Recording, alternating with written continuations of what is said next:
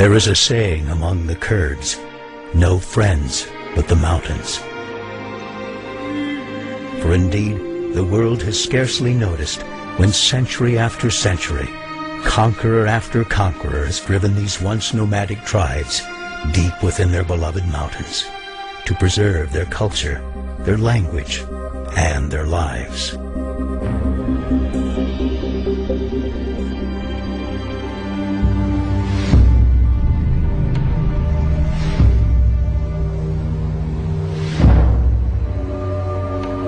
Hidden in the shadows of history, resistance against repression became the Kurdish way of life, until atrocities inflicted by a dictator named Saddam Hussein sent shockwaves throughout the world, causing people of every nation to ask, who are the Kurds?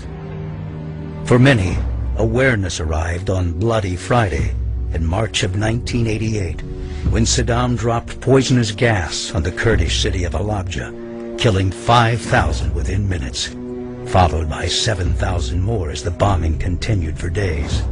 Halabja was not Saddam's only chemical attack against Iraq's Kurds. It was simply the worst, captured in all its horrific detail, making it a symbol of the atrocities committed by Saddam Hussein.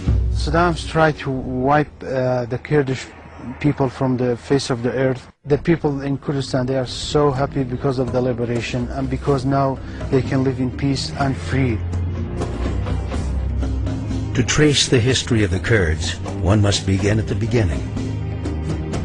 For it was here, in the land some believe was once the Garden of Eden, that this resilient ancient people first left their mark upon the world. Nourished by the headwaters of the Tigris and Euphrates rivers, archaeologists believe it was within this cradle of civilization that Kurdish ancestors first pioneered agriculture, animal husbandry, weaving, metalwork, and the making of pottery. For visitors, a trip through the land of the Kurds is a trip through biblical history. The great prophets Nahum, Jonah, Habakkuk, and Daniel are all buried within the vast borders of what came to be known as Kurdistan.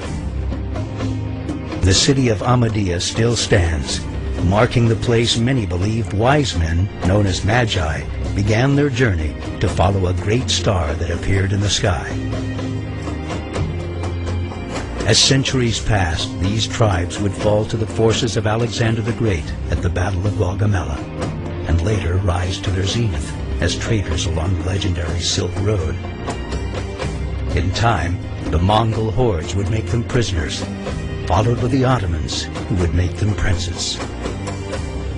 But whether their occupiers were good or bad, killers or saints, the Kurds would learn to do what they must to survive. At the end of World War I, the Kurds were finally promised independence, with the dismantling of the Ottoman Empire and the creation of new nation-states. Instead, with the stroke of a pen, Kurdistan was parceled out among Turkey, Syria, Iran, and Iraq. Today, the world's 30 million Kurds, equivalent to the population of Canada, make up the largest ethnic group in existence without a recognized state of their own. We are neither Arabs nor Turks and nor Persians. We are Muslims, but we are a different nation. We have our own language, our own history, and our own folklore and everything. The fact that we Kurds are a completely different ethnic group than the Arabs and the Turks and even the Persians. Because of that background and also because of all of the suffering they have seen, they have completely a different mindset.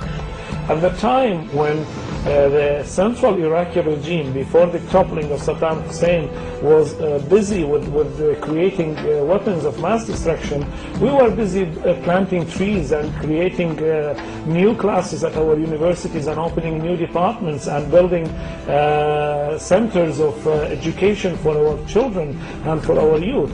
We are trying to build a nation. We are trying to improve the scientific standards of our community. We are trying to spread democracy. We are trying to teach the people how to respect each other and accept the rights of children and women in general. This country is a peaceful country. The people are very, very lovely. I don't think that our region will be a dam between us and another countries and other cultures. The Kurds are an ancient people who've lived their entire lives at the crossroads of the world, accustomed to living with people of many different religions. Today, as in the days of old, you'll find in the hearts of the Kurdish people ethnic and religious tolerance. Today, for instance, in Kurdistan, you see churches beside mosques in the Kurdish cities. You know, we have Christians, we have Armenians, we have Yazidis, we have Muslims, we have Jews, we have all types of religions and ethnic groups, and we've been living together for ages. And that shows, you know, how tolerant the Kurdish people are.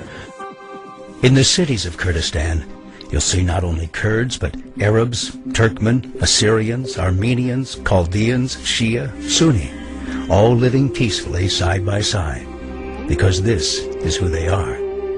This is how Kurdistan has always been, long before the country of Iraq ever existed.